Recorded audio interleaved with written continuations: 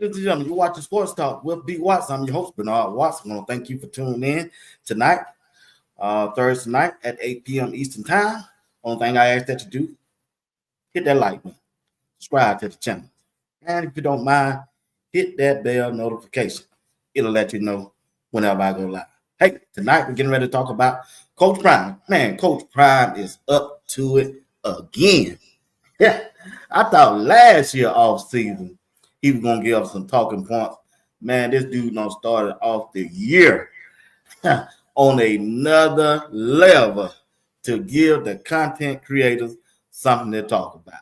Coach Prime recently went on Good Morning America. Matter of fact, this week had $1 million worth of game and said, this is what he said. I didn't say it. He said, Coach Prime said, the only way that I would consider, key word is consider, going to the NFL or taking an NFL head coaching job is to coach his two sons, Shilo and Shedeur. But the key word was plural. That means both of them being on the same team. I'm telling you, Coach Prime, I don't know what Coach Prime doing. I don't know if he's sending a message to a particular NFL team or he letting Rick George know that contract, I want what I want. Respect me and the things that I done for the University of Colorado and this community. That's the only two things I can see. But I hope he don't go nowhere. But remember, about a month ago, I told y'all in a broadcast that I did when I'm by myself, don't be surprised. And there's only one reason why Coach Prime will leave Colorado. That is Shedeur and Shilo called for. Let's bring up the fellas and hear what they got to say. That's J.R. Box and Greg Stead. What's going on, fellas? What's happening, B. Watts? What's up, going on? Greg? What's going on? Man, where you been at, Greg? What's up? Y'all been there. Hey, this my first year seeing Greg. I had to watch this around and looked at the show from early today. Y'all showed out bad last night. I just hope I get my chance to show up. No, we can't. No, Greg, no. Don't talk about no sponsors tonight. Don't talk about no sponsors tonight. Your sponsors got to go back to Tuesday. Nah, I got sponsors tonight, Greg. You let them show out. You let them show out last night. I was so glad to see it because I say, not you ain't gonna let me not show out. Y'all showed out bad. Even you showed out. Hey, I tried to stop him, but boy, I said, man. 2025, I got a new B Watch. I'll tell you, man. Going out. I sent him the message what a certain person was saying, like I used to do you. He's gonna talk about okay. B Watch said, forget about it. B Watch said, let me go ahead and go out. Yeah, go on and get it off his chest. I was proud. I'll tell you, man. Happy New Year, Greg, man. My first year seeing you, man. Yeah, bro. I hope everything all right. Happy New Year, got brother. everything that God done bless you with. What's up, Miss Johnson? What's up, Alan? What's up, Tim? Deals Wholesale. Appreciate it. DJH. What's going on? Appreciate y'all, man. All right. Yeah, he was snapping. JR was snapping. Then we got the Coach Prime talking about, I ain't got nothing to say on that. He flipped on you. He turned to B Watch. Oh, they listening. Y'all switch roles. Yeah. Oh, they listening. How you doing, me, brother? They know they like this talk. I'm trying to get my press pass, man. Chill out. Anybody need to get a press pass, it should be us. Now, come on now. Come on now. Check it out, man. Starting with you, JR. I don't know. I might need to let Greg go first. I don't know how I need to do this thing. But still go JR, man. JR, Coach Prime went on $1 million worth of game. Good Morning American and Good Morning American 3. And told each one of them, which I hope he don't do. Yeah.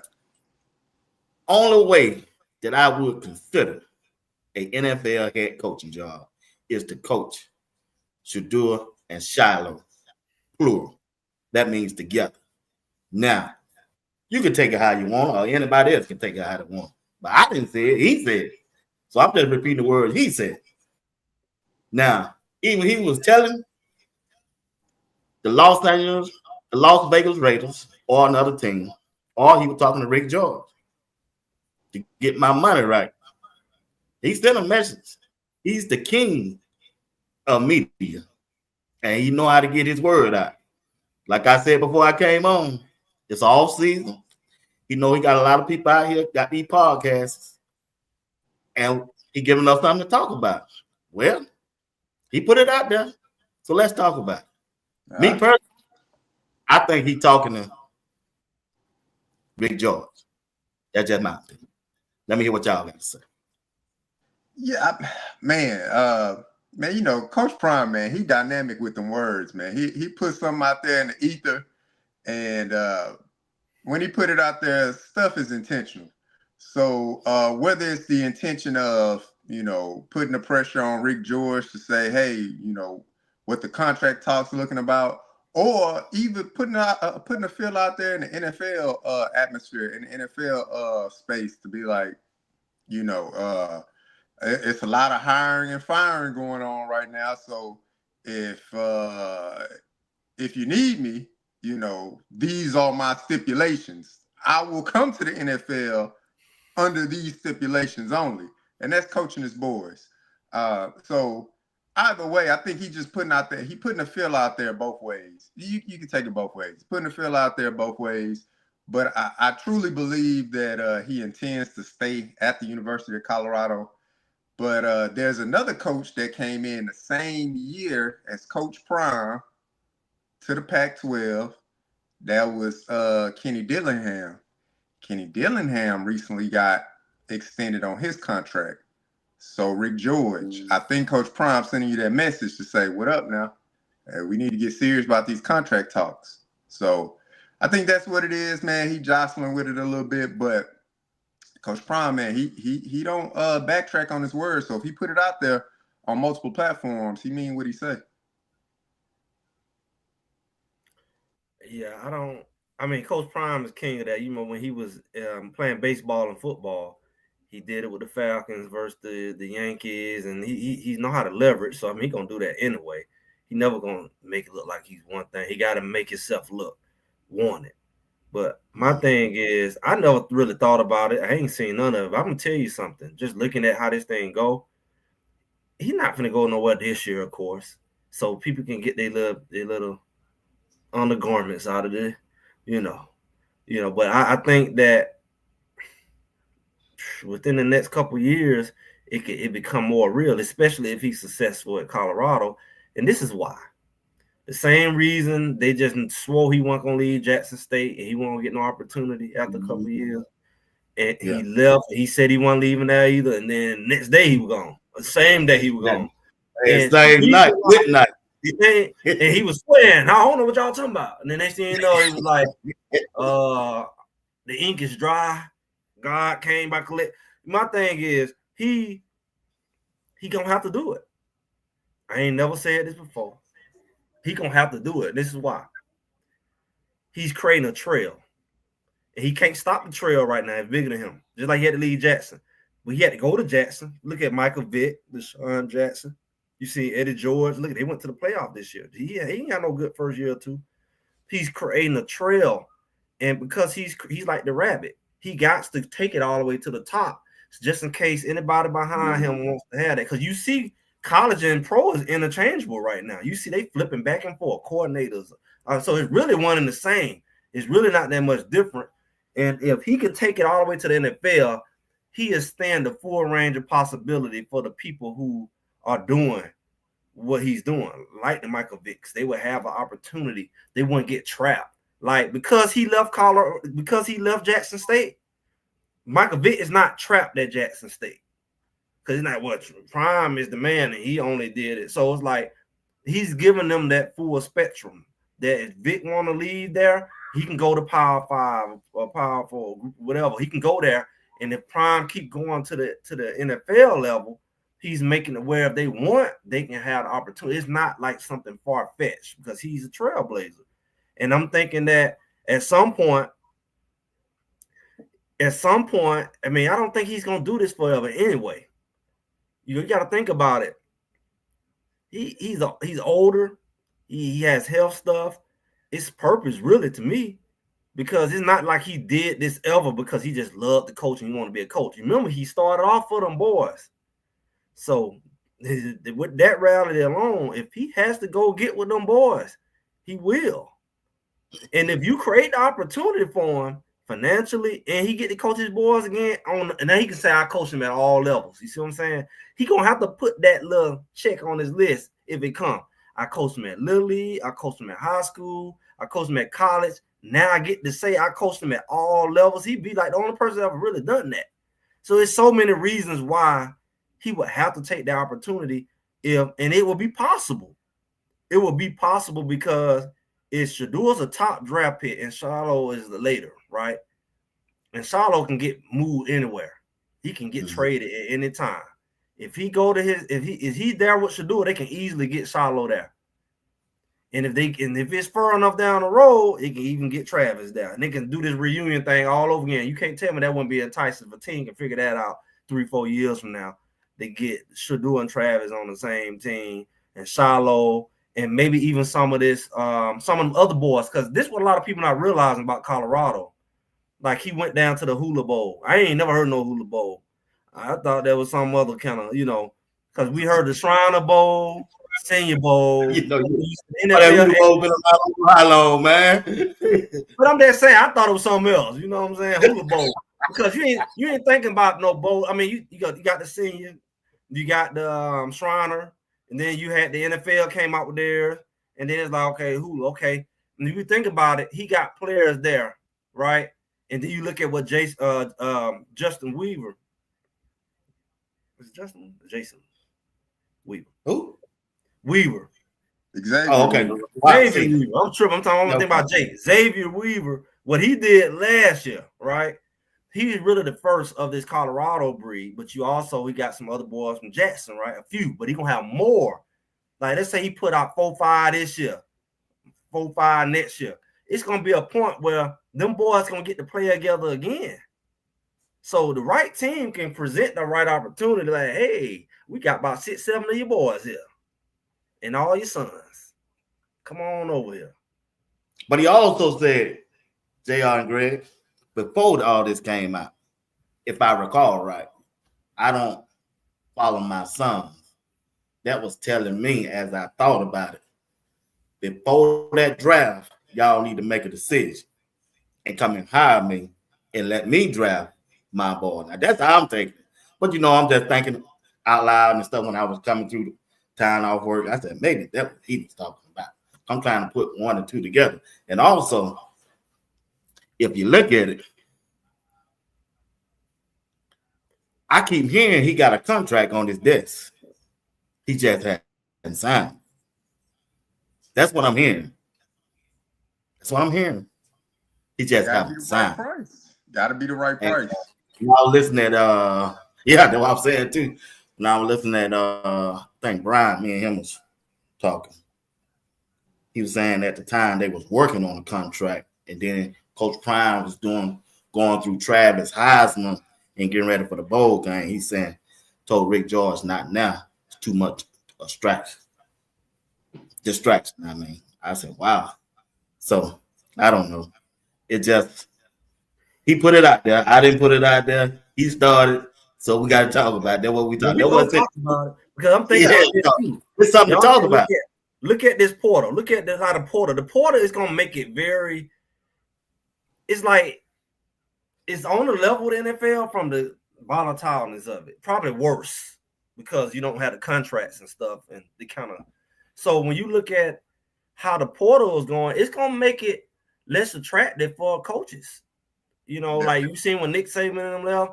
At some point, you're not going to esteem college football because of the volatile nature of. You just think about this. Because in NFL, it's different. Like, I'm going to cut you. You're going to get traded. They're in control. Now, you can have a starting quarterback come up to his senior year and say, you know what? I want to go to Alabama. I'm jumping in the portal. The kids are in control, a lot more control. You see what the Chargers quarterback did, didn't you? Yeah, I heard about that. He did that today. Yeah, he gonna get more money. I thought it was more money than he last year. Yeah. That's what they can do. That's gonna make a lot of coaches be like, you know what? I'm not gonna be loyal to this college crap. They're gonna, because the pros is more stable because the ownership is in more control of the players moving around. And the doggone college, the player can say, you know what? I'm gone. And you can think you got your starting quarterback. He done been at 3-4 years. He got another year, and he just up and leave. And he ain't got to say nothing about it. Over some money, over opportunity. Like, that's crazy. Like I said, man, two things could be true, man. I definitely believe Coach Prime using it a tactic as far as like leverage. You know what I'm saying? The money got to be right. So, do I think he's leaving Colorado? You know, to everybody that's in the chat, no, I don't think he's leaving Colorado. But I mean, we would be, small-minded in our thinking, not to think that anybody would not take an opportunity if it was presented to him. So if some owner or GM wanted to bring Coach Prime in, and he'd be like, "Oh no, I don't want to coach in the NFL. Forget that." Come on now. That's like saying if anybody boss walks to them right now and say, "Well, we're gonna elevate you in your position or your duty title or offer you more money," you'll be a fool not to take it. Now, I'm not saying all money is good money, but usually in the workspace, when it comes to things like that, you always looking to elevate yourself. So Coach Prime been doing a lot of unorthodox things. The way he got to Jackson State was unorthodox. Coming to Colorado, that was unorthodox. He's been doing everything his way. So like I said, he got on GMA with his boy Strahan and all the lovely people up there, and he was just talking his talk, man, and got with Gilly and Wallow talking his talk. But I think it's a little bit deeply rooted in the money got to be right. Like the contract was presented, money got to be right. So Rick George, we probably need to go back to the drawing board and get this money right. So I think that's what it's probably. It's most definitely that way. Money now. Yeah, but it's bigger than the money. But check this out though. Check this out. Hit him. Watch it, Greg. Just like you said. At first, he was talking at Jackson State. I ain't leaving. No, I ain't going nowhere. 12:01. That boy was in Colorado getting off the plane. Don't do it like that. Come on, man. It wasn't like that, man. Listen. Hear me, JR. Hear me, JR. The off was all back then, too. Hey, look, JR. When Antonio Pierce was the head coach officially at the Las Vegas Raiders, Coach Ryan saying, we ain't going nowhere. I'm standing right here in Colorado. But he got fired 3 days ago. And yesterday, he ain't said nothing about it. I'm telling you, JR, he came out. Boy, let me tell you something. Coach Prime know what he's doing. You don't think, and guess what Tom Brady did today? He fired his GM. Look, that's why I said am I lying? Could be true. Am I lying? Two things could be true. He fired his GM and the head coach in 2 days, Greg. It take both sides. It take both sides. So you would have to have. Well, the Raiders got to do something. He let you know the conversation is over. Look, hey, if he doing it, hey, if he leave Colorado, it'll be a lot of upset people. But guess what? Them same upset people. What do he owe them? Las Vegas. Hey, Greg, what he owe? It was upset at Jackson State. Remember, it's people still upset at Jackson State, man. Even with TC Taylor and Jackson State winning the championship this year, I would say there's a small percentage of people that's kind of still irked by it. But I think it's more so the people at Jackson, Mississippi. They irked by it because they felt like TC Taylor didn't get the credit. Like soon as when he won that championship, people mentioned Coach Prime instead of just saying congratulations to TC Taylor. A lot of us fans of Coach Prime people mention Coach Prime saying Coach Prime laid the framework.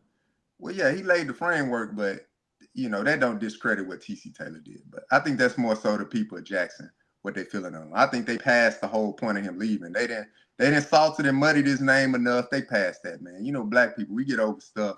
We hold grudges, but then we move on with life. We ain't worried about it like that. I don't know. I think it's bigger than the money. See, the college thing just don't got out of hand. It's gonna keep getting out of hand. I think he like he said, he don't like the paying the players and all that. He said, if I'm gonna be paying, I might as well be in the NFL. Because you got to think about it. These guys, man, you can get this big coaching contract, but are you gonna have the money to pay the players like you paying the coaches? Like you can give Coach Prime all this money to make him happy, but can you compete with the collectives? And I think that's gonna always be the issue. It ain't so much about how much money you're gonna get him, it's how much money you're gonna be able to get him to be competitive in addition to what you can get him. And sometimes you might hit a wall in certain markets. Right. I said, and B. Watts didn't, I don't think he agreed. What? This is me being who I am. When I went to Colorado, what did I say? I say this market here. Don't stop. I remember him saying it. I remember. And I'm gonna leave it at that. I know you said it, bro. I remember. I said it's gonna be. Thank you. I said seeing it myself. B. Rock fell in love with. I know the pretty, the mountains, the glitz, the glamour. He got in there, and they had his nose wide open.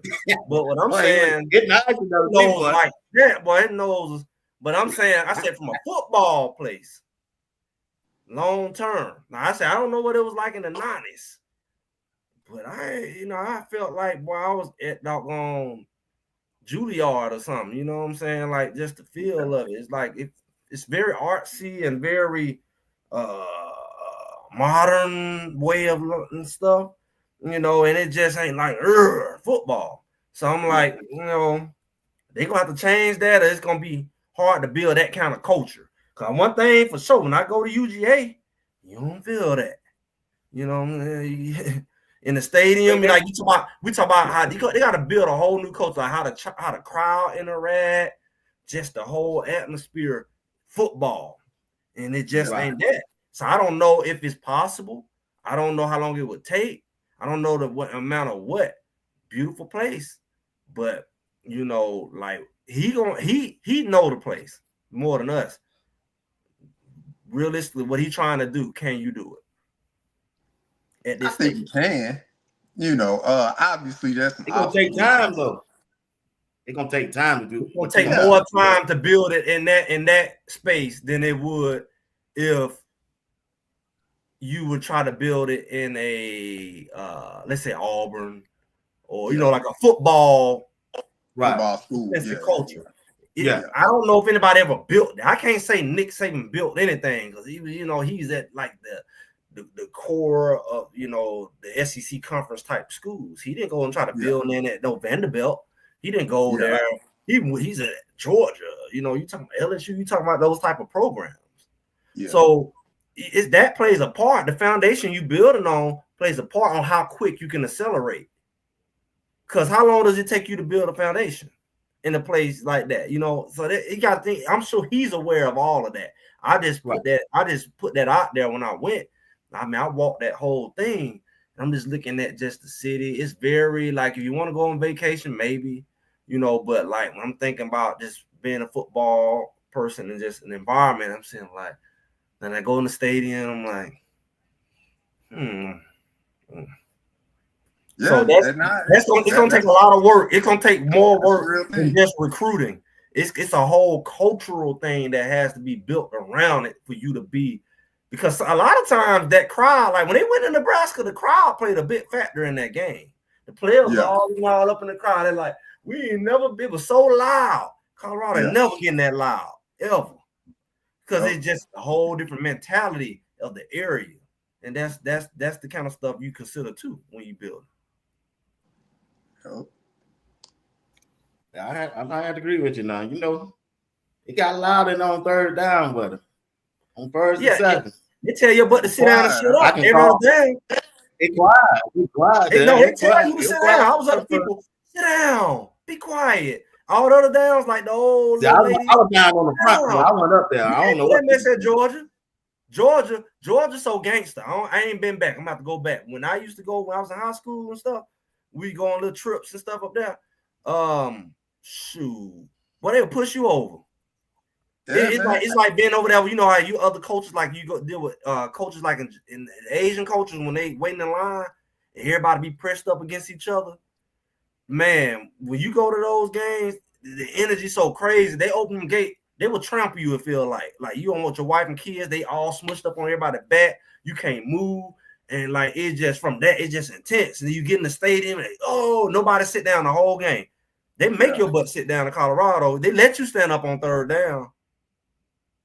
You know, so it's like you know, it's a cultural shift that has to go along with the players as well, because they all play hand in hand. And when they talk about the 12th man, it is a thing. Yeah, especially I feel like the 12th man could have made a difference in that Kansas State game.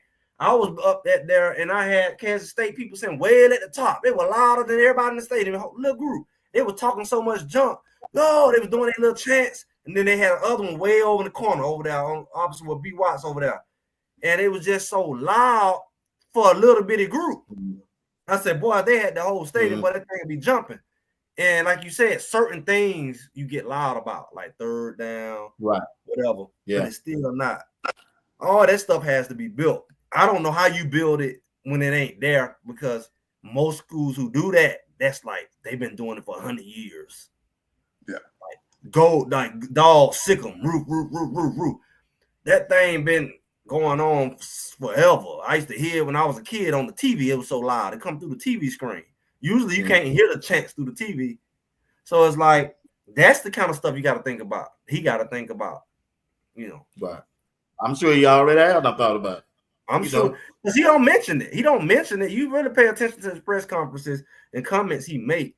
Sometimes he don't make them like over and over again, but he made little comments, and especially sometimes they mention like Warren Sapp was in awe over the Nebraska, and I think it was another game. They was like, man, I like the way they did them lights, and I like the way they did that, and all that. And then they even said when they went to Colorado State, they was like, man, they was like a miniature version of what they tried to create at Nebraska. It's just way smaller, and they not as good. Cultural stuff like the stadium experience. How do you get your? Because I'm gonna tell you, you as a player, we always talk about them slow starts and being nonchalant. You ain't doing that when that crowd behind you. That crowd will make you behind up. You ain't gonna do that from week to week to week to week. That crowd, you gonna feel that energy. Like they talk about at the bounce house. The bounce house one bouncer, was it, JR? But the boys are quiet. Like 20,000 to 30,000 folks, and the quiet house. That bounce down. But Colorado can create that kind of environment. It will help them players wake up in a lot of them games where they need that extra push or they dragging. But sometimes they be dragging. Raffy be walking out on the field. Raffy on a run. The crowd be in there half sleep. You playing 8, 9, 10 o'clock games, night games the whole season. They give you 3-day games. You add all that together, boy, it's like, boy, this is rough. Hey, man, leave Ralphie alone, man. Ralphie don't even want to run. Ralphie even can feel the energy. Like, we already know what the player's about to do. Ralphie go out there and play just like the team. Oh, man. But they gave Ralph so much hell the last game, that bowl game. Ralph like way out here. Artificial turf, man. Ralph got on that artificial turf and said, man, what is this? It was indoors real too. Grass. It was indoors too. Ralph walked out on the field like Babe. Remember that movie Babe? Babe walked out there. Everybody was looking like they got a pig out here trying to tell the dog what to do. Everybody quiet. Babe walked out there. Ralph, man. I ain't never seen Ralph not these jog. Ralph walked out there. And that's how the Buffaloes played. They walked out there and they walked off. They walked out there and they walked off. Also doing Emerson said, jump in there, JR. I want to hear what your point of view. Well, it ain't JR night tonight. Man. I heard enough of JR. JR talk play sick. JR, This switching up will be Watts on me. Hey, but check this out, though, Greg. Check this out, JR. I got a video of him doing the document where the big dude, the captain man, the policeman with the cowboy hat. He talking about how Coach Prime was getting threats and stuff. Yeesh. I don't know if y'all done seen that part or heard about that. Throwing that thing reading letters? Man, that thing, he said that you're getting death threats. You're getting death threats and all of that. That's the coach of football team. Hey. He was getting at Jackson too, though. Let's be real. That's why he had to get up out that little bit of hole in the wall office he had. They were breaking in, stealing the stuff. We got to get up out of here. He's a celebrity. We got to get up out of here. Oh, that document, man. Y'all don't know if y'all ain't watch the document. I ain't watched it. I'm on halfway through the second one, so maybe that's on the second one. I think this on the third. I said, man, getting death threat. Just the coach of football team. Man, that's scary, man. Oh, I knew he was getting him. I knew he was getting him. And then he said, the dude said, we get them when they get personal, we had to turn it over to the higher up. That's the FBI. I said, wow. Yeah, he been getting death threats because he was mentioning that when he first got there. I mean, he probably getting death threats. But he getting death threats before he probably started coaching. You got to think about it. He been probably getting death threats. Yeah, he been a public figure for quite some time. So I don't think the death threat thing kind of new to him. But I'm not gonna say that's a part of it because it should not be a part of it. But that's the society that we live in.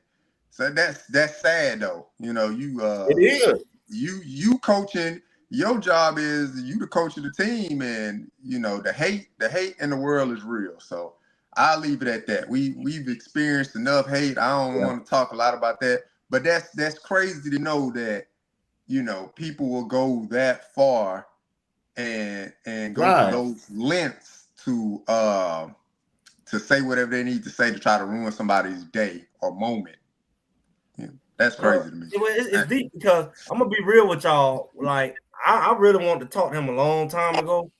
Like when they first got there, you remember Bucky used to show all that stuff people was mailing. They were taking all them clothes and all that. I was like, boy, y'all don't know what y'all didn't know about witchcraft. Like people think it's fake. Like, you know what I'm saying? Like a lot of other stuff, you know, be going on other than death threats. When people sending stuff to you, they can send something to you. You know, and so it's like, I was like, how long are they gonna do that? Like, you just can't take everything, food or objects from anybody. You just can't take stuff from everybody. And so when you look at that, and now you're talking about the mail, you notice that they don't show that stuff no more. You can't just take stuff from anybody because people don't put stuff in your clothes, all them clothes and stuff they were sending. Like, oh, thank you. If somebody really, really want to hurt them, they would say, let me just send something. That's a Trojan horse. Let me just send some up in the account. It's that deep. So this stuff is real. I mean, when you talking about being a big celebrity and all these eyeballs, it brings all the other stuff with it. That includes Shedeur. Travis better recognize it too. Now he's the Michael Jackson of football. And now he can't just be out there. I know he like to be. I'm with the kid. He better have him a security detail. You know, people walk up and hit you just because they want to say they knocked you out. You know, something crazy. You know, like people streaking across the football field doing the game. I didn't have no idea you were going through that, man. I didn't have no idea you were going through that. I'm sure you probably kept it on the road in Nebraska. But he's not the only man. coach. He can't go to the grocery store by himself. You hear me? Yeah, he can't do nothing. But can't go to the bathroom. He go to the bathroom. Somebody got to stand outside his stall.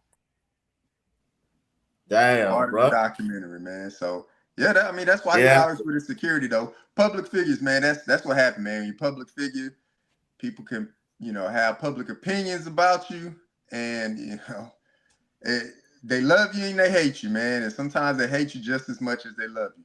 But I'm sure he well versed in that for quite some time. But you know, it is mentally ill people in this world, and there's different types of mental illness. You know, some people just crazy and. It's like it's crazy people in jail, right? Like they want to hurt somebody just to say, oh, I did like Diddy in jail right now. Somebody will just do it just to say I did something to Diddy. or somebody may do it just to say I'm making up for what happened. You got all kinds of sick people, and they're like, he do a lot of Christian stuff. Some people may not like him because he talk about the Bible. Yeah, so it's a lot of things that he do that somebody sick in their head can feel like, oh, I want to hurt him. I don't like him. It's just like that. It ain't a one thing. It's all. Yeah, man, that's crazy. All right, guys, that's enough talking about that. Let's move on. Let's talk about the team, man. Like Coach Prime, JR is really trying to build these trenches because he got some boys coming in, and whether how they turn out playing on the team, on the field, boy, he going out there to get some boys, man.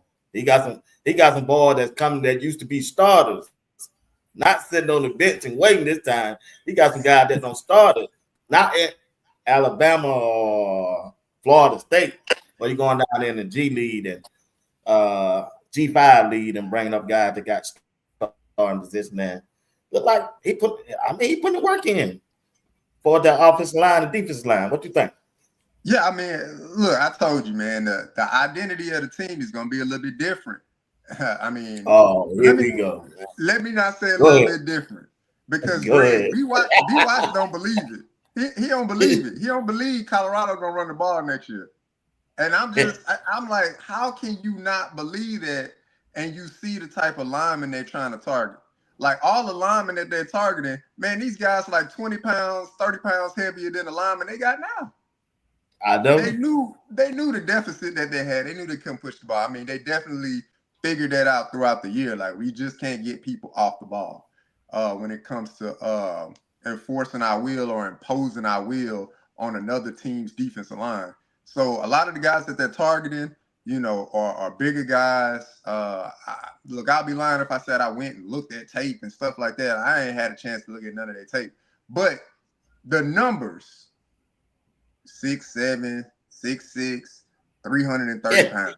I've been trying to tell him, Big Worm. Big Worm. He won't listen to me, Big Worm. Like they bring in bigger guys, so they're gonna run that rock, man. And like I've said multiple times on the show with you, B. Watts, we have not seen a running back from Colorado hop in the portal. We have not seen that. These guys didn't get any touches last year. Now you can say they didn't have the stats to get in the portal and nobody will pick them up, whatever the case may be. I'm saying that coaching staff has reiterated to them the importance of those young men. You are an important and integral piece to our program, and we will utilize you next year. Henceforth, the offensive lineman. Now on the defensive line, we had some problems stopping the run last year. As much as improved as the defense was in total, I mean, there were some games where we got gashed, man. And when we got gashed pretty good.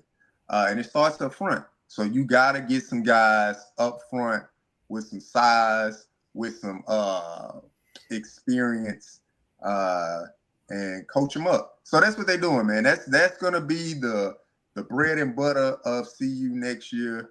They're going to rely on the legs of running backs and their quarterback. And that defensive line is going to be pretty stout up front, or at least they're going to have enough big bodies to rotate them through.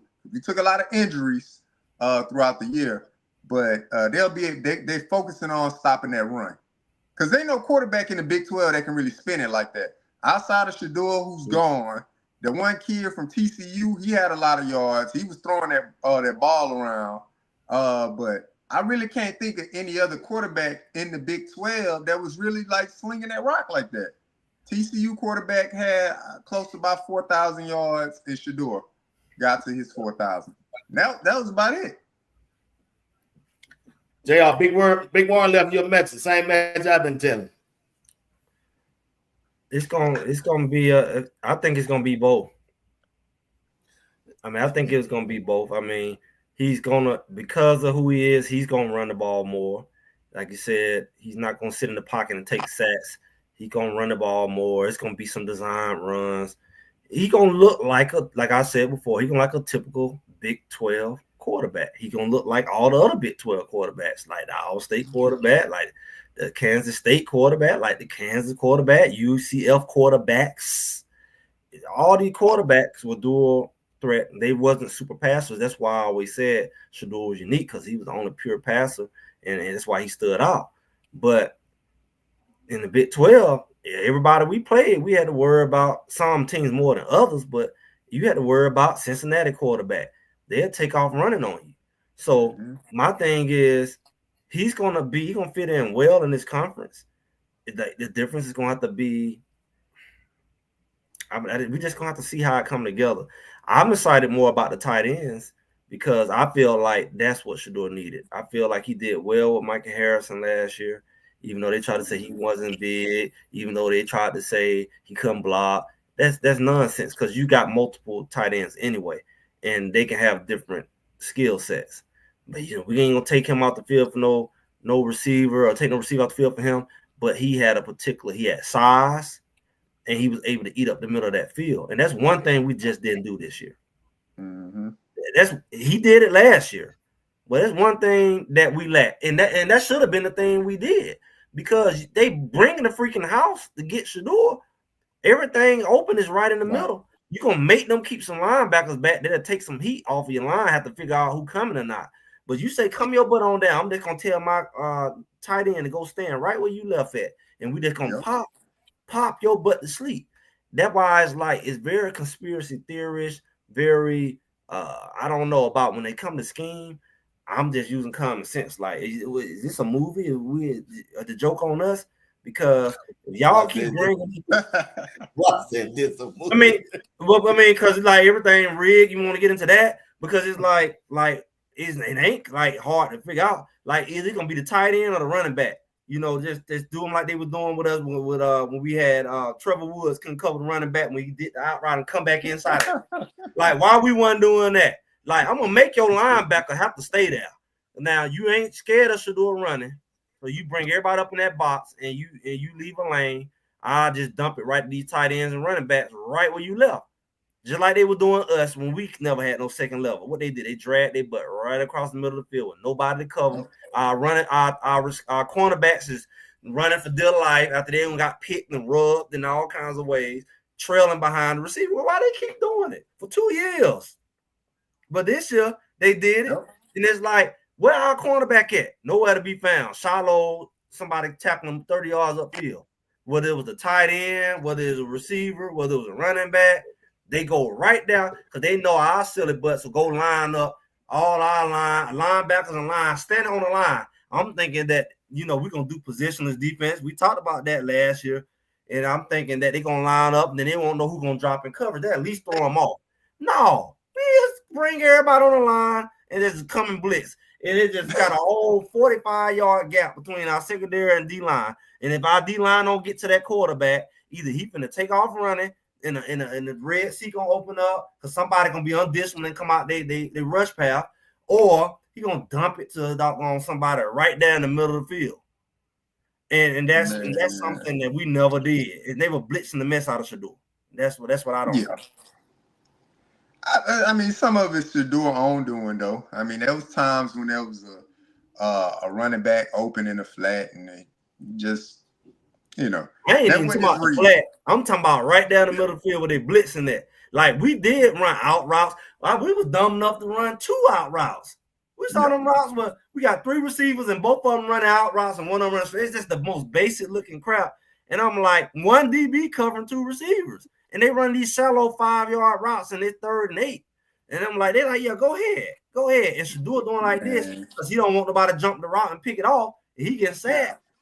Nobody ran no route. Both of them running out routes. Now one of them ran to the middle of the field. I mean, look, Shedeur said it himself, man. He calling the plays, man. So yeah, look, Savell Smalls could have been out there. He wasn't gonna throw Savell Smalls the ball, man. Well, I wouldn't throw Savell Smalls the ball either. But I'm saying you sit up there, you let Mateo go. Mateo went down there and got to the playoff. You say he couldn't block. We let the boy from the overseas from over there that came over here the first year. That was he a big deal. What school was that? Arizona State. We let him go. Arkansas Okay. State. He went to Then Arkansas we State. let all them go, and then Michael Harrison had a good year. We let him go, and nobody good enough for us. But we need a tight end. And then you keep Smalls, who was hot and cold on blocking, but he had 2 left feet. He'll fall over himself in the middle of the field. 3rd down and 3, and he'll fall down at 3rd and 2 and miss the yard. He just fall. Nobody in tackle him. He just fall down. Yeah. Man, He fell in yeah. the end zone when they threw the ball to him. Should have dumped it to him. He didn't fail. Oh. But y'all, look, man, we did do that. It looked He good. did do it. It looked good because it was an end No, zone. he did do it. He did fall. Right, man. It was 32. Right. But look at him, man. Well, y'all crazy. He did fall now. He failed. But immediately. he did do it. So when you look at the wide receiver group, JR, Joseph Williams, Farrakhan, Wilson, Gibson, and the ones that got coming back like Caleb Mathis, Terrell Timmons, Cal Michael, Draylon, and Omarion Miller. What's your expectation of Omarion Miller this year? I expect for him to be the leader in the wide receiver room. He's, it seemed like from the videos, he's more so a quiet guy, but when he gets on field, when he gets in between the white lines and he gets the ball, he knows how to put on. So I expect him to lead by his play. Like, he don't have to be the rah-rah guy. He don't have to, try to be LeJontay Weston, be vocal and things like that. Like, be who you are, but the talent that he has, it'll showcase on the field. So he'll get his opportunities for Omarion Miller. And then the rest of the wide receiver room, I believe the one kid that they brought in, Williams from Tulsa, he was the AAC Freshman of the Year. So as far as him contributing to the team, I mean, we'll see where he fall on the depth charts, man, because it's a stacked room. It's another stacked room, and that's a good thing to have because you want athletes to be all over your team. It better improves the competition, and it better improves the overall depth of the team because a lot of those guys will probably wind up playing special teams, and Right. You want to improve that area by a lot. So, but yeah, for Omarion Miller, I expect him to be Inconsistent didn't bother you? His consistent. Well, I mean, Inconsistent.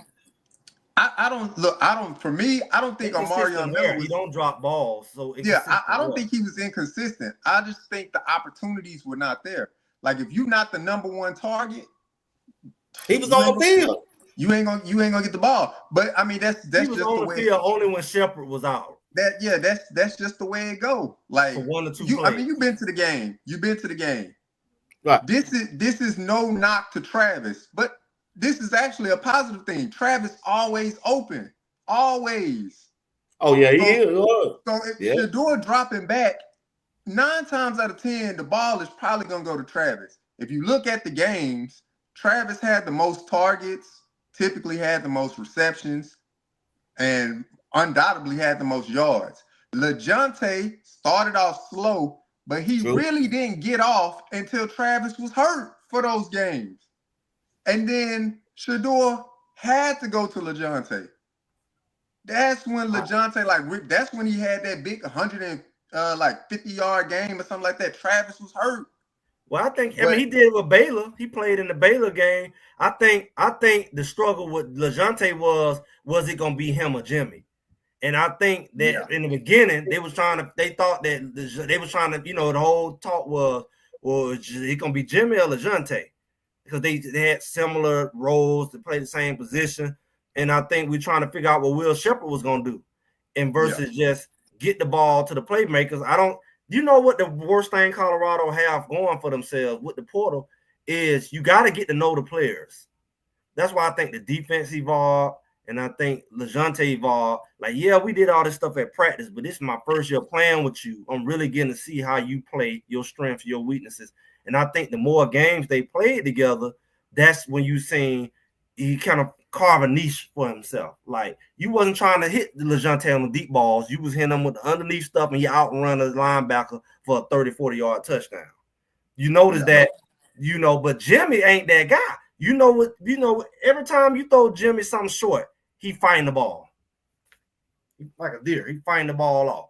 But you throw that ball down the field on a corner route, nobody cover him, and he ain't dropping nothing. I said that yesterday in my live. They used him wrong. Yeah, it's like they like Jimmy, been in that underneath stuff, and really Travis, you throw something that sideways to Travis, I hold my breath. I don't want nobody hit him in the kneecap, twist his ankle. But if you get Travis a good 10 yards upfield, he'll run past your defense like they goalposts.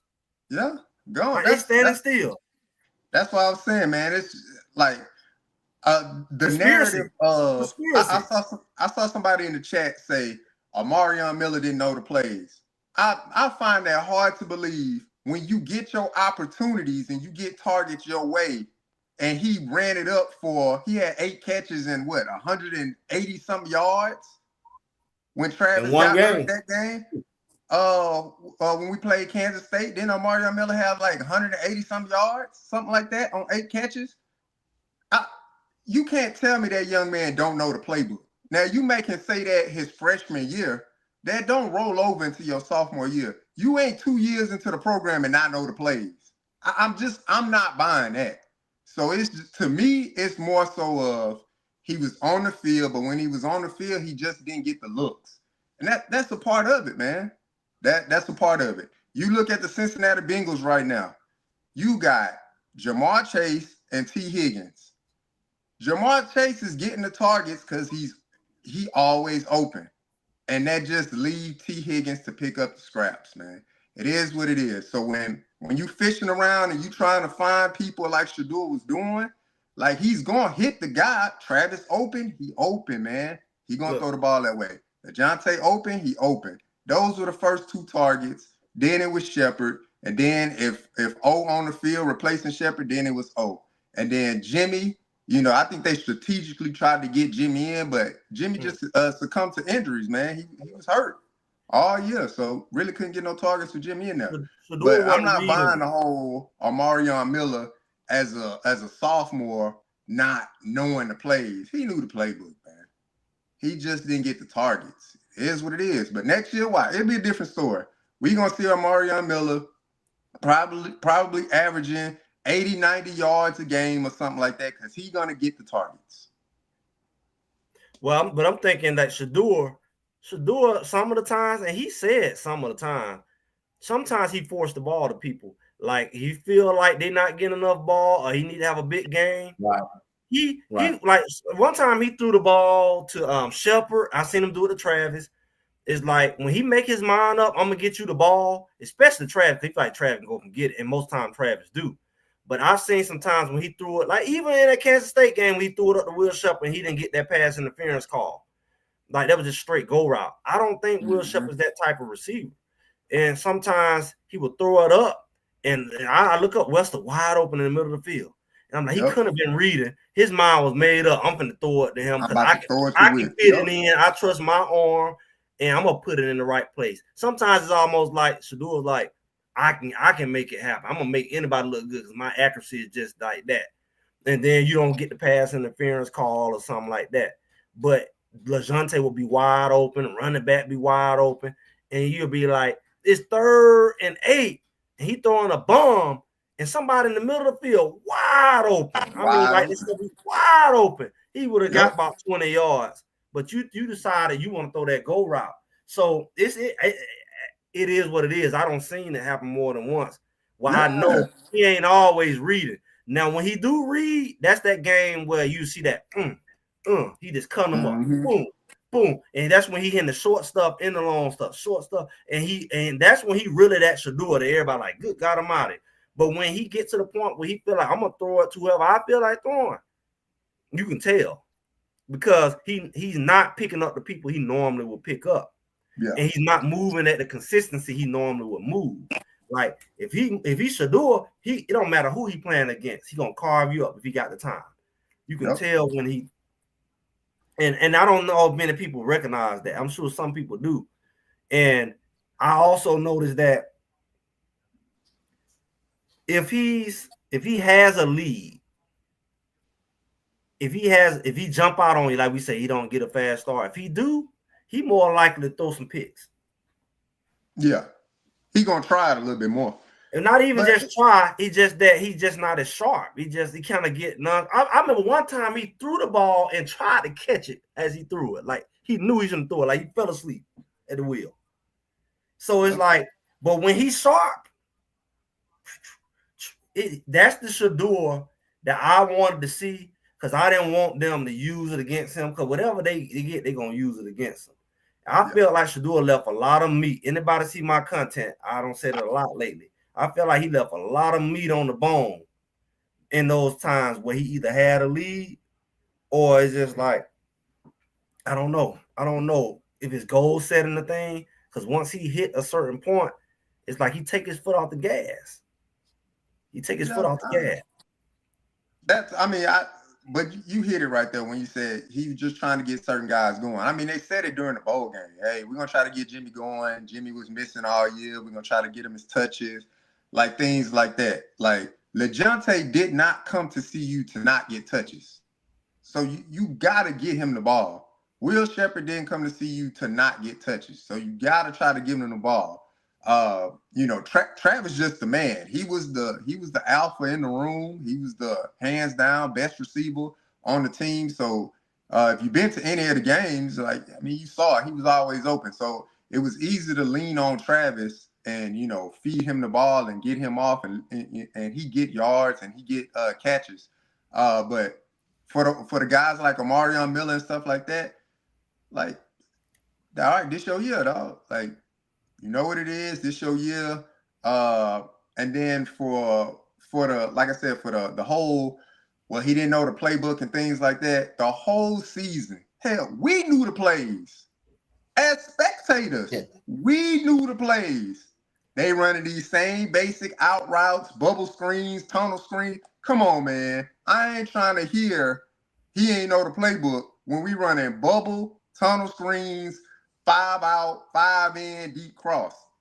What you mean he don't know the play? He know the play. If we watching the games and we can comment and say, man, it seems like those routes a little bit basic. They look a little simple. You mean to tell me the young man that's actually there studying the playbook doesn't know the play? Now people can say, well, maybe he didn't run the route depth or something like that. Okay, now we trying to get fine-tuning things. He knew the playbook. He knew the routes.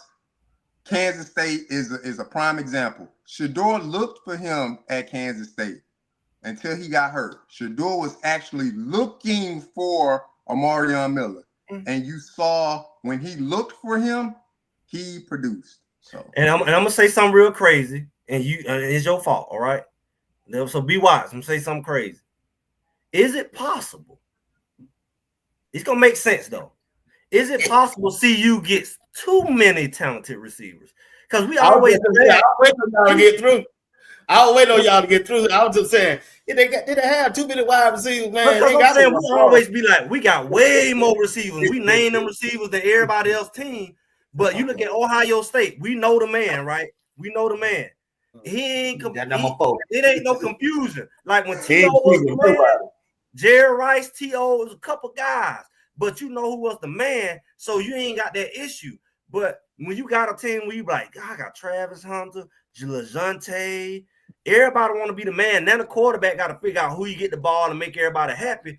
But let's think about it. If we only had Travis and LeJounte and maybe Omarion, their numbers not only would be better, but they would just get to dominate. Because I feel like, honestly, we made it come in about Travis. I feel like if we had just force-fed Travis the ball, we wouldn't have lost a lot of those games. Because no matter who he played, it was Nebraska, he was open, he was making them run into each other. So it's like, why do we go try to impress somebody, be like, well, all you do is throw the Travis. I would throw the Travis every play if they can't stop him. What somebody said, whoever hot, I will make you, just like we had to make us stop the run, I'm going to make you stop Travis.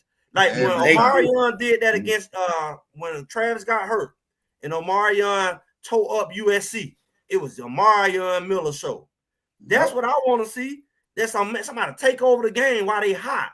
I don't want to be like, oh, Travis wide open, but I got to go get it over here to Will Shepherd so he can be happy and he go drop the ball or something. and Travis wide open doing jumping jacks and cussing everybody out on the sideline, and we lose by 3 touchdowns. We lost by 3 touchdowns, and Travis could have had 10. Yeah. They can't cover him, throw at him every doggone play. Until they put the whole team over there, and then maybe your running game open up for real. Because the whole team is going to line up. I watched Travis catch the ball over 3 people. 3 people. Travis catch the ball over 3. Maybe y'all need 4. Maybe y'all need 4 people over there. He done caught it over 4 people. I mean, we didn't see it with our own eyes. Greg, we was at UCF. B-Watch, you was at the Utah game. You seen it with your own eyes, man. The young man, I'm just 24/7. He just open. But like you said, like Greg said, let me throw it over here to keep this guy in the game, keep him motivated, keep him this, keep him. Literally just could have just dropped back and throw it to Travis every game, man. And he gonna catch the ball. He gonna put stress on your defense. Maybe that's what open up your D. I mean, maybe that's what'll open up the other areas. But if you don't put that pressure on them, that's why you need a good tight end to come right in behind him. Yeah, it's like that's why you need a good tight end to come right in behind him. We had him, Harrison, but it's like, and that's why Harrison took off in the games he did, because it's like if Travis is the play, that's almost like when T.O. was playing, Jerry Rice was playing, you had to stop him. It's like I bail you out when I feel like I got to distribute the ball to 5 other receivers. I bail you out by not have to stop Travis. I'm gonna make you stop Travis, but if I stop you, if I stop throwing it to Travis because I want to get LeJounte in the game, you like, whoo, because now I ain't got to worry about Travis being open every play. But if I can make him be like Amari Miller that game, where every play he just dogging somebody out, they don't went through 3 cornerbacks trying to stop him. That's what's gonna open up your running game. That's what's gonna take the pressure off your O-line, because everybody gonna be focused on doggone it. Travis is juking people and they falling down. He catch the ball, 3 people try to tackle him, they all running to each other, and he just jogging to the end zone. That's how you open up your offense. Look, I don't want people to think that we don't know that running the ball is important. Obviously, running the ball is important. But the thing about CU, they did not want to run the ball. And that's okay. I got over that fact long time ago. When Coach Prime came out and said, we gonna run the doggone ball. When he looked straight in the camera, Bucky, we gonna run that doggone ball. And then they come out and they run the ball about 5, 6, 7 times. Look, man, the focus was not to run the ball. The focus was to highlight the phenomenal athletes of the team and for Shedeur to facilitate to get them the ball. And that's okay.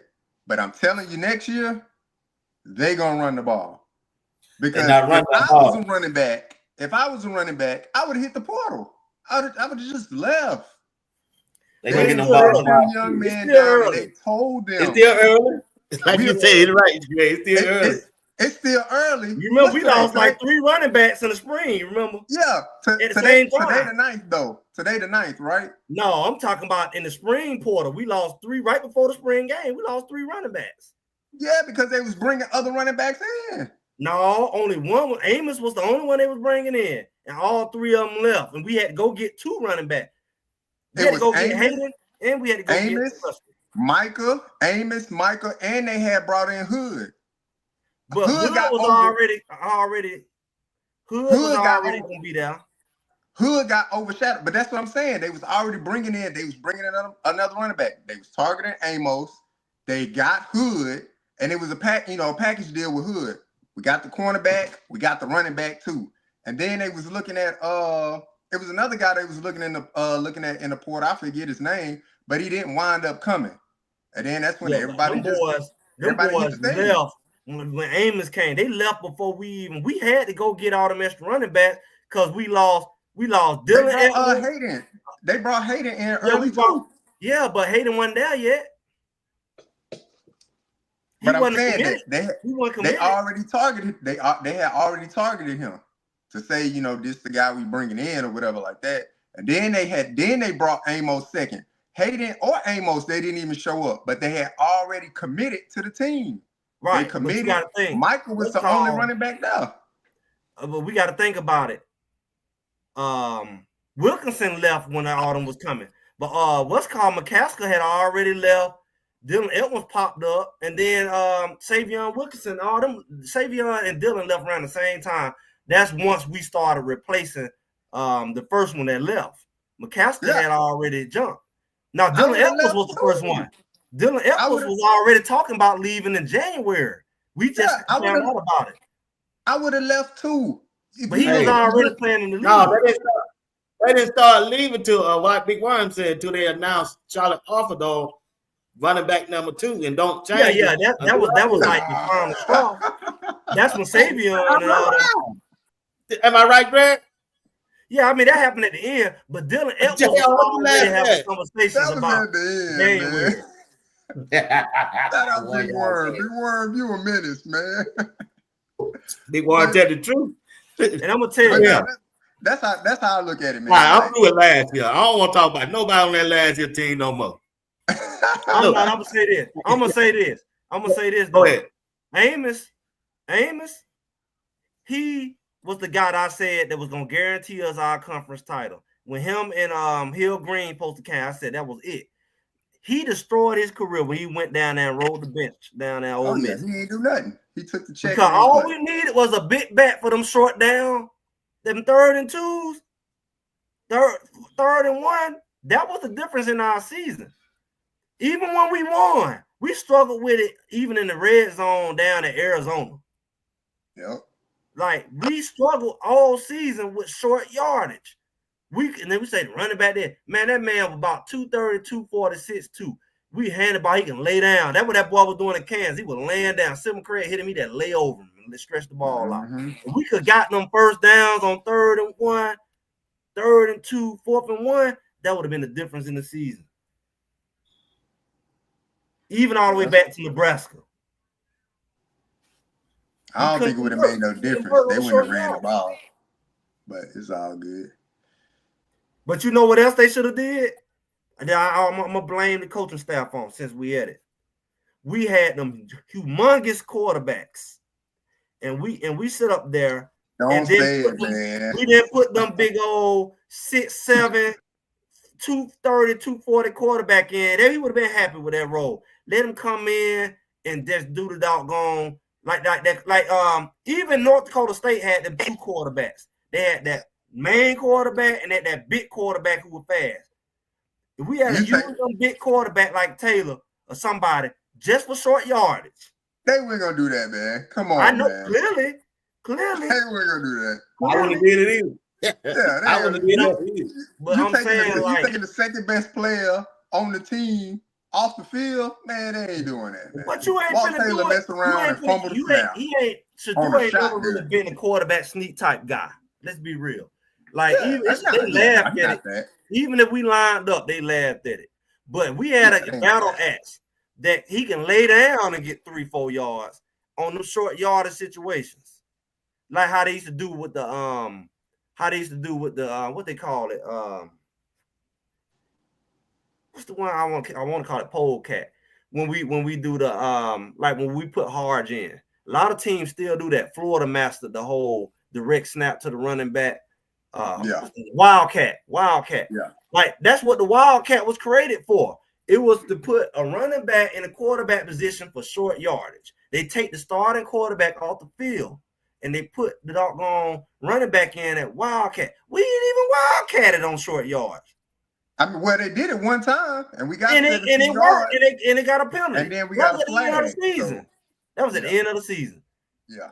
And I'm saying you could put a big running back in like Draylon Miller, who you lined up everywhere. You can wildcat him. You see what I'm saying? Direct snap him. That kind of stuff was needed for short yardage. It would have been tough to get pushed with them linemen. But it's different when the quarterback is a running back. No. Good. I don't think it would have worked regardless. No. Let me tell you something, sir. I was in high school. When I was in high school, we always had a horrible line. But you know who our top rusher always was? The quarterback. If he was at quarterback, he get all the yards in the world. If we lined him up at running back, he gets stuffed. Because it's a difference when your quarterback has the ability to run and throw. That's what we talking about with Salter. It's a difference. It ain't about the push because he's unaccounted for. He's really unaccounted for. I mean, I think that would only work a small percentage of times. Because let's say you get it off 1 or 2 times with Walt Taylor or something like that. You bring him in, whatever, you get him the ball, he get the yardage. Now, any other 3rd down and 1 or 2, they coming in, the defensive line they're gonna stack the box. But that's and then what you gotta because he's still a quarterback. Walt Taylor to create something at that point. But they gotta respect. They gotta respect the fact that he's still a quarterback, even though he a crash dummy. We seen it at North Dakota State with the big man. You wild? Why you calling man that, man? That big running back. Every time North Dakota State came in, they brought that big running back in. Everybody knew that he was a quarterback, but he's a big, fast quarterback. They knew he was gonna run it and couldn't stop it.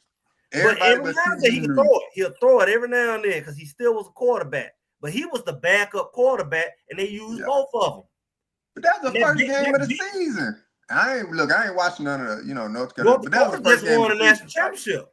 You get that off first game of the season, but after that, no, North Dakota just won a national championship. They only lost to Colorado. I'm saying as far as that play, you get stuff off that early in the year. They did that the whole season. They did it last year. You think that would have worked against Colorado game? You think that would have worked against BYU in the third? Man, it worked every game they played in. Because even though they lost to Colorado, remember technically the game was close. You knew that he was going to run the ball, and he still was gashing us.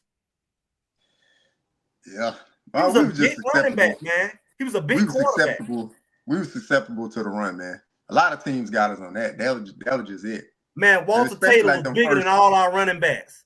Walter Taylor is bigger. Walter Taylor was 6'7", 6'6", whatever he is, and he was over 230 pounds. He was bigger than all our running backs. You saw Walter Taylor in that spring game. You knew he wasn't touching that field. Come on, Greg. Keep it 100. I knew he couldn't throw. Spring game was 2-hand touch. It was 2-hand touch. I agree with you on the Wildcat as far as like using the running back or something like that, which we did, but it was later in the year. Man, Walter Taylor ain't sniffed that field. He ain't sniffed that field. That was not the MO of the team. Because to me, the MO was to not be able to get in the short yard all season. That was the MO. 3rd and 1, 3rd and 2, we couldn't convert. I would love to see the stats on the whole year on how many conversions we had on 3rd and short and 4th and short. We was in the teens. We was in the teens. Yeah, not many. It'd be a low percentage. Right. So what I'm saying is, if that was our weak point, why not address it with a bigger, more stout runner at quarterback? And then so happened that quarterback is bigger than all our running backs because we didn't get Amos. If we got Amos, that would have been solved. Because you know why? First time it don't work, why you got Shedeur off the field? And you're bringing in this. Come on, man. No, what we did was on 3rd and 2. No, what we did was on 3rd and 2, we emptied the backfield and put 5 receivers out there and had Shedeur throw it. Yeah, they weren't gonna run the ball. On 3rd and 1. They weren't gonna run the ball. We tried. Hey, get what? Remember what's the odds of you catching it? The only person that picked up the first down was Charlie Offerdall. All the rest of the running backs never picked it up. Put him in.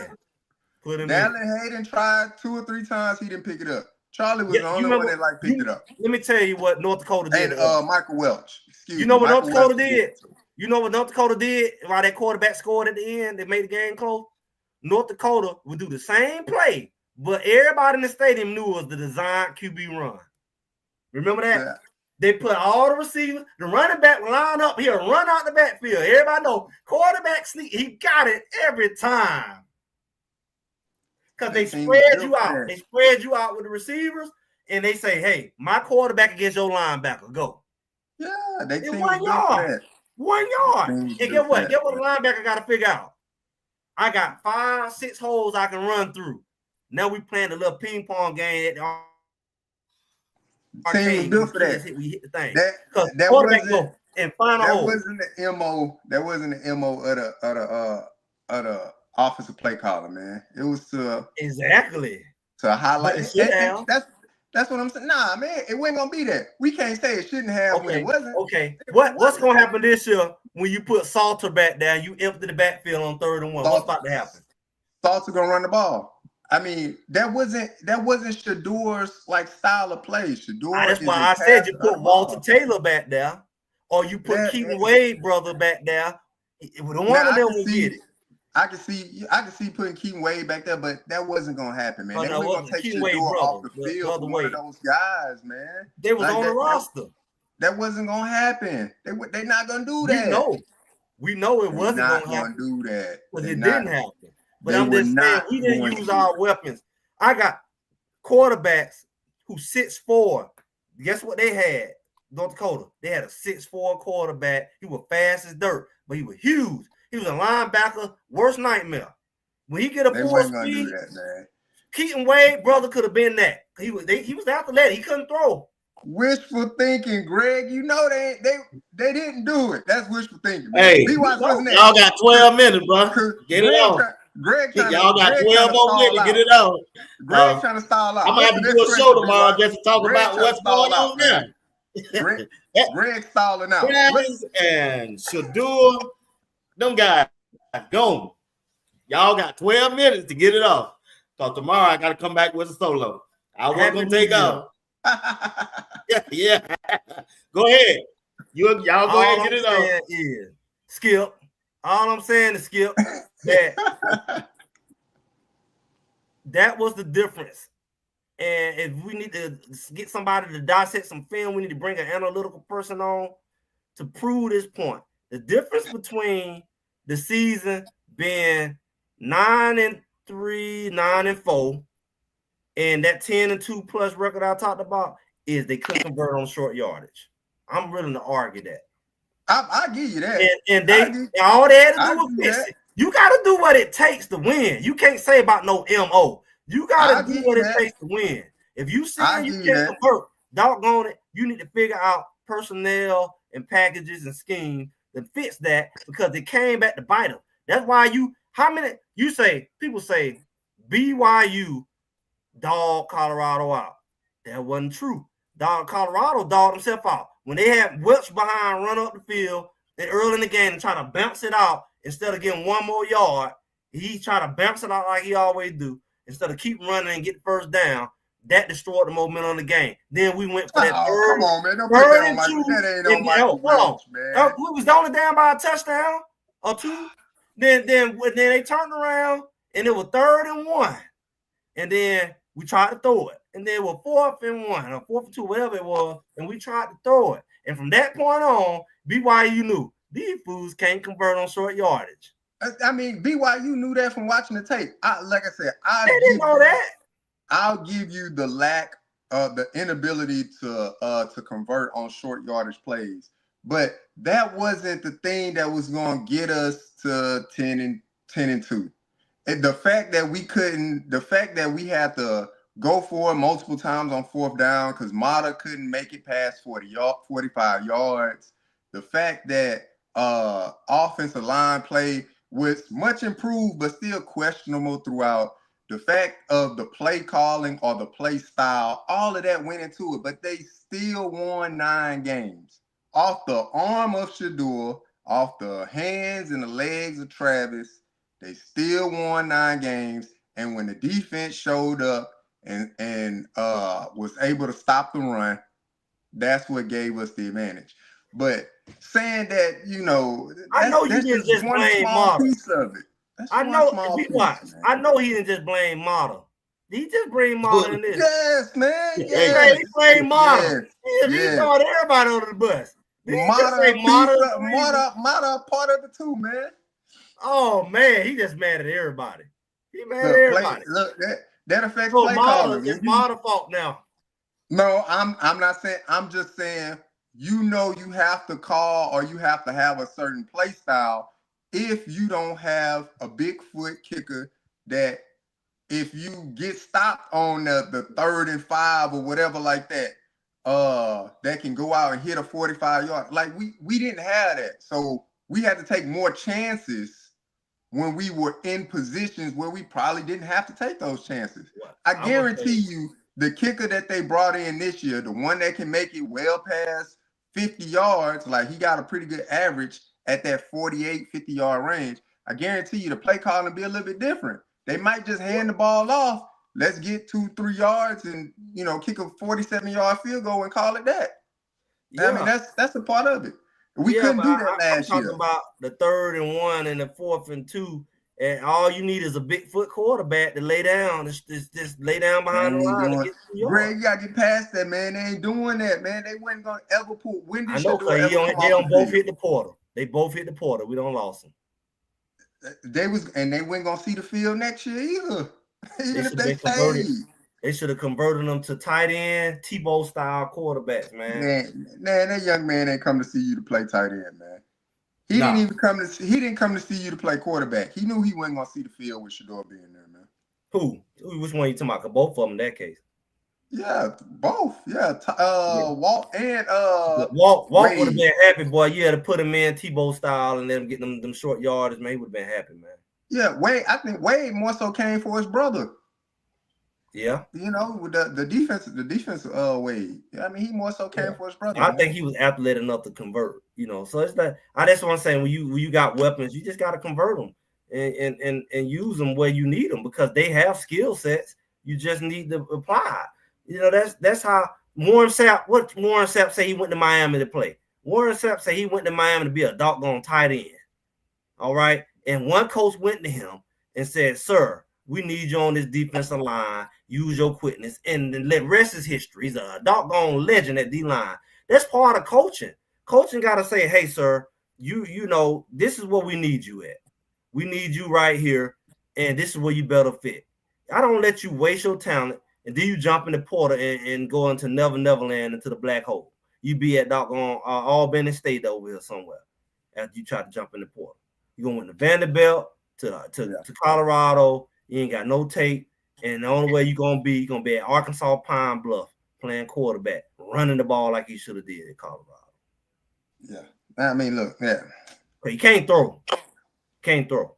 Yeah. I mean, but you're 6'7", 230, you know, you can show run it. He can, but I'm telling you, as soon as he would have got in and not did it, the first question would have been, well, why is Shedeur not in the game? We'll take our chances with Shedeur. It sounds good to say he's 6'7", he could lay forward and get a first down. That all sounds good until you don't get it. And then the question is, we got a Heisman caliber quarterback. Why is he off the field? You know why he off the field? You ain't want to get him hurt on a QB sneak. Regardless of not converting a first down on short yardage, that's on coaching. And that's on the players. You just got to be willing to move the man in front of you and see you more oftentimes than not up front. They could not accomplish that.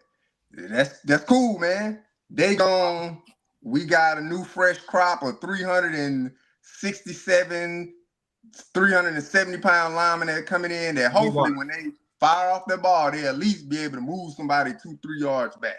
We couldn't do that last year. If I'm 6'7", 230, be what? If you don't move the man, just stand in front of him, I'll do the rest. Just fall over. They lay down. They lay down.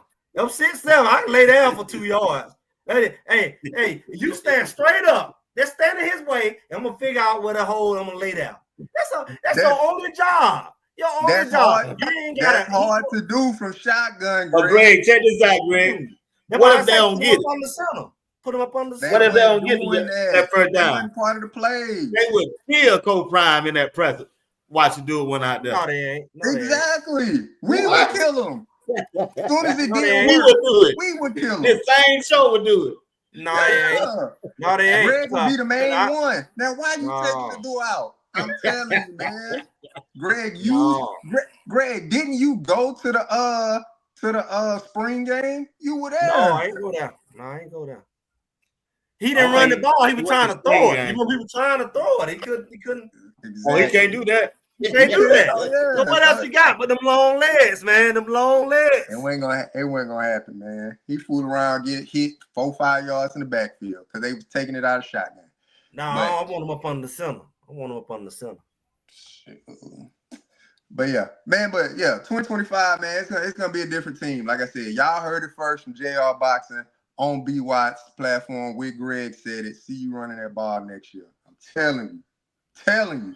And we're gonna have 1,000-yard Now he rush. won't talk. Now he won't talk about yet. Now he won't talk about next year. We don't win an hour, 30 minutes. And we're gonna have talking 1,000-yard rusher. Whether it We be got the the whole quarterback year or to a talk about running back, next but year. we're gonna have 1,000-yard rusher. Hey, all 1,000-yard rush you're gonna have next year is gonna be that quarterback, K-Sauce. Salter. That's what I said. It's either gonna be a quarterback. There ain't gonna be no running back. They not running that ball. He gonna run it. It's easy to run as a quarterback because you're that unaccountable. RPO. Salter that business, man.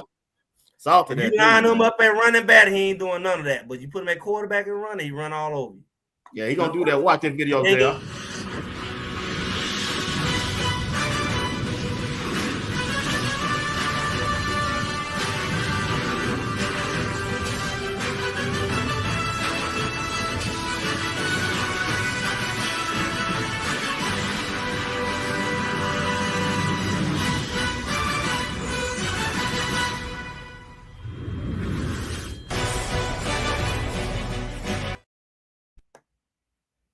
Ago, he threw for 4,000 yards and ran for 1,000 yards. You still think they're gonna run the ball and run it back?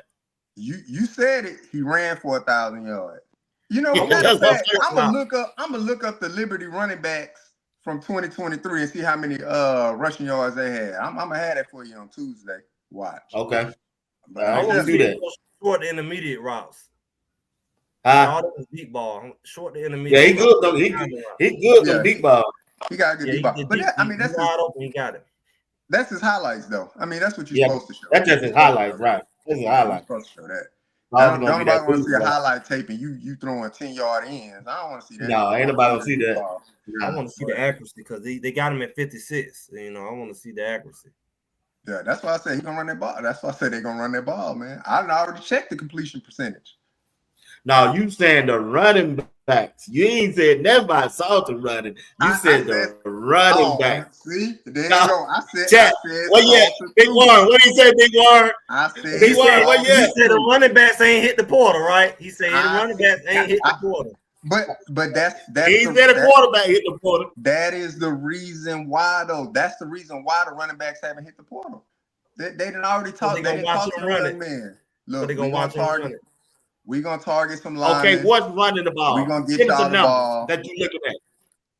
What? As Give far me some as numbers. like running back? For running back? Give me some numbers. Give me some numbers. Okay. You said they gonna run. For a running back, I don't know who the starter gonna be, so but you ain't no starter. You got 5 on. You said you got 5. Yeah. So I'm looking at a running back to have over 800 yards rushing next year. And then there'll be another running back on the team. One running back gonna have over 800 yards for CU next year. Yeah. Well, and then we gonna have, and then there's gonna be another running back on the team that'll probably have around 400 or something like that. And then the quarterback himself, he gonna have probably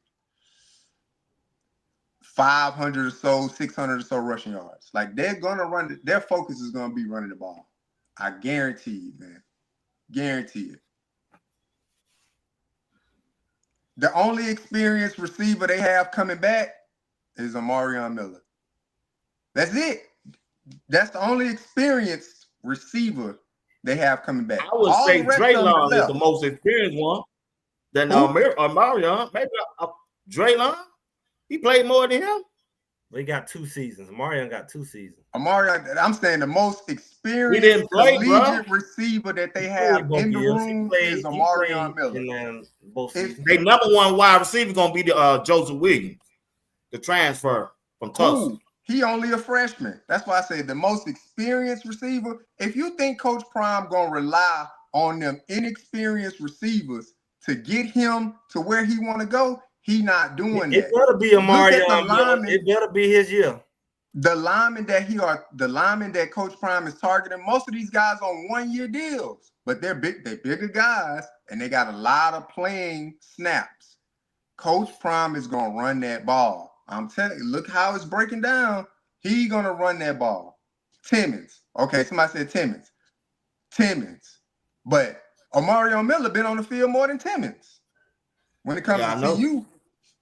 They throw that ball to Timmons, he dropped it by himself. So the wide receiver room is deep. It got a lot of names, but it don't have a lot of on-field experience. It is what it is. The most experienced person with the most said that running back had 1,200 yards. Simo said that running back for Liberty that year had 1,200 yards. Exactly. That's why. All right, man. I'm telling you. Which running back you feel to get 1,200 yards for Colorado? I didn't say 1,200. Hey, I want to know which one he think gonna get 600. I said 800. I said 800. I didn't say 12. I said 800. Who is that? Who is that? Who can get 800 yards? I mean, you said. I think Isaiah can get 800 yards. So that what you saying? He gonna have 800 yards? If he get enough carries, if you get 80 yards for 10 games, that's 800 yards. I can go to the grocery store and buy 5. If I had the money. Watch. No, I can't let JR. I can't let you do that, JR. Let you do that. Next year, when y'all see that stat line, and y'all gonna be like, God, dog, see you ran the ball 27 times, 30 times this game. I'm gonna be like, told y'all. Everybody in the chat gonna be saying, JR did say that. I remember him saying that. So what you think about the tight end room? Zach Atkins, Zane, DeZort, Corbin, DeSouza. Yeah. DeZouza, whatever his name. What you think about all them guys about 6'4", 6'5"?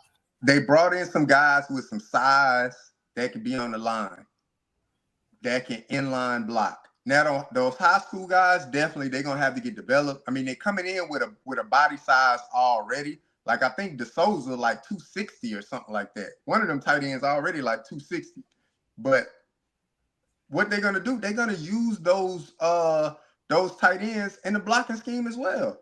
That's something that we didn't have. You remember when they was pulling, or they'll have Savell Smalls come in motion, and he didn't block nobody. And he came in motion. He was supposed to chip, but he didn't chip. He just came in motion and got in the way. Yeah. It's gonna be a little bit different this year. They're gonna have a tight end that's gonna come in motion, that's gonna be able to chip, that's gonna be able to block. They're gonna run that ball. Watch. Yeah, I think Coach Prime's just gonna air it out with a quarterback that he really don't know. Yeah. He ain't trusting nobody like that. Only person he trusted that was two and Travis. He know that guy. Because his brother played with him at Truth. Yep. His brother played for him at Truth.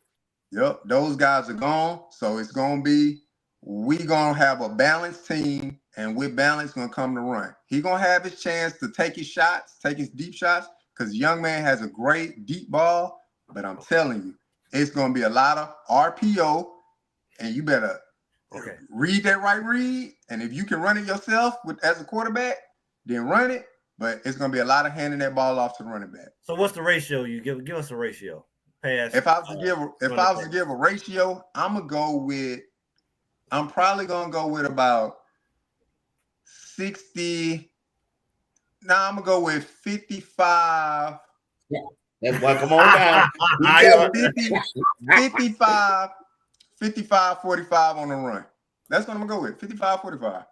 So it's gonna be around there. They're gonna run the ball more than they pass the ball next year. 55, 45. Tight, that's real tight. I mean, that's tight, but compared to this year, we want to say 50-50, but we was 70-30 last year. 70-30. Some games we gonna be 70-30 this year. Some games we was 90-10, but overall we finished out about 70-30. But y'all know with some games they ran the ball like 5 times. I think it was 80-20. Passed it like 37-40 times. I think it was 80-20. Most of the last year. For the whole season, it felt like 80-20. See, I was gonna say 9-10. You know what I'm saying? It gotta be at most 85-15. But that's why I say 55-45. Because obviously the young man, no way, JR. The young man can throw the ball, but a lot of it's gonna come off the RPO. He's gonna have a chance to run it first, and then if it's not there, it's gonna be a quick pass, a quick slant, well, I don't think we're gonna see a lot of them like deep routes. We probably get some of that on play action. If you say he's but I good don't with the think deep route, that'd consistently be we gonna wrong get to those. not use the deep route and throw the short route that he don't normally throw. So I need to see him throw the short route. But you say he good at the deep route. If anything he throws should be the deep route. It shouldn't be no, we ain't gonna throw the deep route. If that's his forte. That's gonna come on play action though. And how often can you run play action in the game? You probably get about a good maybe 3-4 like really good play action opportunities in the game. Like they ain't gonna be out there just play action every play action play.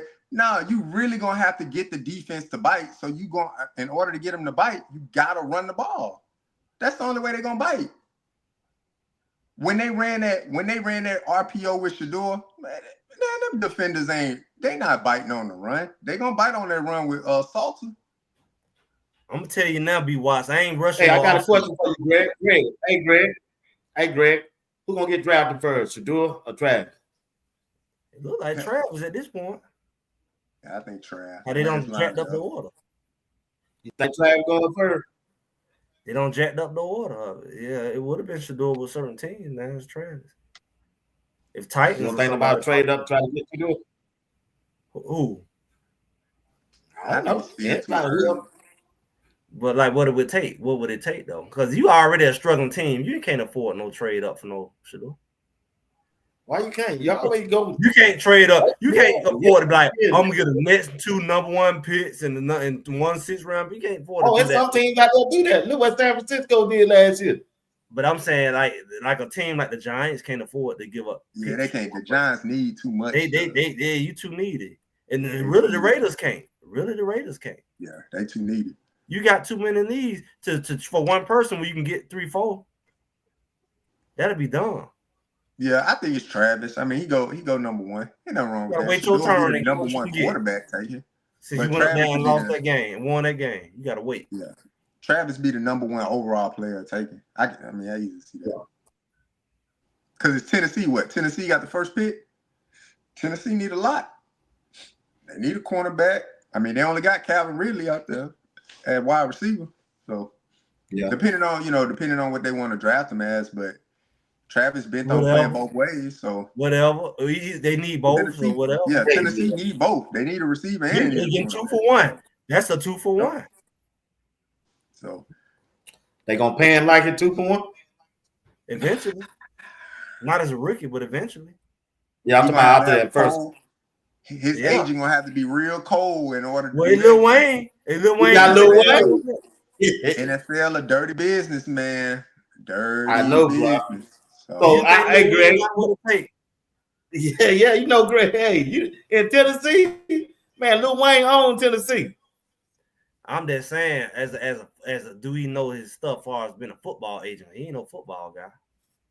And like he got other people doing that. Years. Nah, yeah, he got a whole roster of people, man. You know, he got about 20 players. Yeah, they got a whole roster of sports and entertainment agents. Yeah, but what's the experience though? I don't know the experience. He didn't go get no bit dog. Travis didn't go get no bit dog. He went with a name. Travis Hunter, the highest profile athlete that they have. Right. But I'm saying he ain't gonna get no bit dog. Travis Hunter ain't gonna get no bit dog agent who known for getting you the deals that you want. He went with the name. He went with Lil Wayne. Yeah, I mean, I think they had been together for a while. Yeah, but I'm saying that don't mean that they necessarily the best as far as getting the deal because they ain't proven necessarily. They're not proven. He could have went and got a big dog who proven that. Yeah, I mean, look, the player set the market. So let's say if Travis exclusively played wide receiver in the NFL or whatever like that, and you got guys like he putting up Justin Jefferson like numbers. Like I'm coming to the table as an agent with that number in mind already. Like I'm not coming less. So if Travis goes to the NFL and he put up numbers, like the numbers speak for itself, the way the market moves.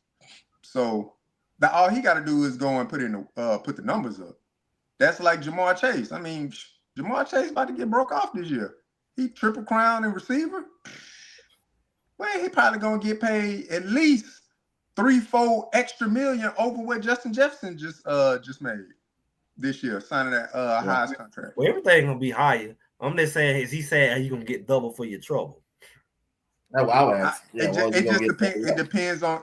He should be the highest paid. Either way, he should be the highest contract ever. Yeah, it depends. It depends on the percentage. Like the rookie scale is the rookie scale. Like it go up incrementally, you know, every year. Yeah, but that second contract. It depends on the percentage of snaps that he play on each side of the ball. How healthy he is and all of that. So I'm saying at that point, he should get paid significantly more than anybody who only done it on one side if he's doing any level of 2. Yeah. If he's doing 2. All right, guys, I got to get out of here. Let's see. Greg, go ahead and let them know what you got going on. But on tomorrow, I guess I got to talk about what I was going on my agenda because JR jacked up my program tonight. Him and Greg. So tomorrow at 11 o'clock a.m., y'all already know how it's going to go down. I'm going to spotlight Colton Hood, the best defensive cornerback in college football in 2025. I didn't say Colorado. I'm telling you, entire football. You don't want to miss that show. 11 o'clock a.m. tomorrow morning. Be there or be square. Go ahead, Greg. Well, I don't even know why you complain because you know what we're going to do. That's what else is we here to do? You know what I'm saying? It's no agenda. It is no agenda. All right? And so when you do your show tomorrow, make sure you switch your computer around and catch the snowfall. We're going to be like Colorado edition in Georgia tomorrow. You know, we don't want that wall. We want the snowfall falling so you can fake like you're in Colorado. I don't think going to make it this far, big dog. You might get a little sleep down there at McDonald's. I don't know. It might get a little. It ain't gonna snow down here. It might get you. Yeah, I might get a little dust and all. But it's a new year. Greg said it. Make sure y'all like, share, subscribe. Who knows what the new year brings. Well, we don't know what in the world Colorado about to do, but we finna all see this thing together. We're gonna talk about it. We ain't scared of nobody. We're gonna talk about it because it's gonna be interesting, clearly. And it's not gonna be what anybody think. It's not gonna be predictable as we was able to predict this season because we had some knowing of the pillars. We got a new quarterback. We don't really know what he can do. We don't even know who's gonna be the quarterback. So we got a lot to talk about, and just make sure y'all is connected so y'all don't miss out. We're gonna be we go live on Sundays as well. Greg said it live, kind of like breaking down what happened out the week. So I'll see y'all around, and we'll be back here on Thursday here. All right, big dog. I see I see you Tuesday. I see Greg again Thursday, man. Y'all have a good weekend, man. Greg, don't get snowed in, man. Don't get snowed in, bro. Yeah, man. Y'all be safe out there. And hey, prayers to everybody in LA, man, in that area. Ooh, boy, that thing rough out there. Man, prayers to them, man. So sending prayers, man, and love to that area, man. If you got family out there, check on them. Yep. You're right about that, big dog. You're right. All right, fellas. I appreciate y'all, man. All right, Greg. Holla at you, man. All right. All right, Greg. Appreciate it, buddy. All right. I'm happy for you. Get dressed, go to class, make sure you pay attention. And you official, man. It's now, like I told you, this is day 1 in the 2025 Big 12 championship. Man, Trez Walker. Boom. What I tell y'all, championship pieces.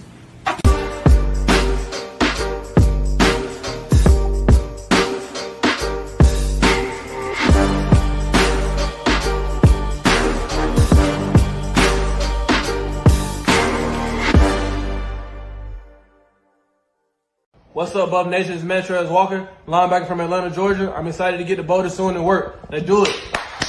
Yeah! But is there a chance that you could head to the NFL? I know where you're going. you try to go viral, right? Yeah. If I respond, you know we're going viral, right? I know, right? You know what? The only way I would consider is to coach my son. Not son. No. Sons. Okay. I think we're going to go viral with that. Yeah. So that's not a no. Well, I love Colorado. Now, I love my Buffaloes. I love everything that we're building. I love everything that we're doing. And I love Boulder, Colorado. I do. He's one. Deion is a gift that keeps on giving for us. It was he is a content machine. Oh my God, it was great. Content is king. I don't care whether you hate him or love him. He's won. He's proven that he can coach. Here's the thing that's going to be really interesting. They don't have that NIL money, okay, that the Ohio States and that some of the other. He is relying solely on the transfer portal, and he just got one of the best defensive players in the country to come over from Alabama. And you talk about a great coach makes the entire organization better. So the applications for the University of Colorado, just for kids to go there, up 20%. Hey, Slide. Go first.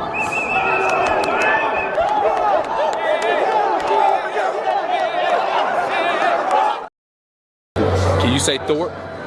Turn around. Looking square in the camera. Thorpe, and I called it first.